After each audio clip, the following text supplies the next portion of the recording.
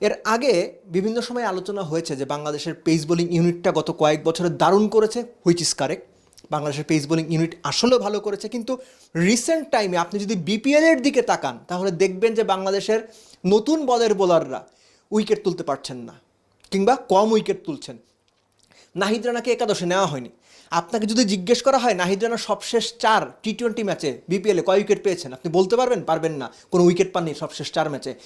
বিপিএলে সবশেষ 10 ম্যাচে নাহিদ রানা 7 ম্যাচে কোনো উইকেট পাননি। সো এটা হচ্ছে একটা রিফ্লেকশন যে বাংলাদেশের টপমোস্ট পেসাররা হয়তোবা মোটামুটি ভালো বল করছেন, খুব ভালো বল তারা করছেন না, মোটামুটি ভালো বল করছেন, কিন্তু মোস্ট ইম্পর্টেন্টলি তারা উইকেট তুলতে পারছেন না। আর এই ধরনের ক্রাঞ্চ ম্যাচে যখন বোর্ডের রান কম তখন আপনাকে উইকেট তুলতে হবে। আমি প্রাইমারিলি ব্যাটসম্যানদের দায় দিলেও পরবর্তীতে এই ম্যাচ হারার পেছনে বোলারদের উইকেট তুলতে না পারা এটা অন্যতম প্রধান একটা কারণ বলে এর আগে বিভিন্ন সময়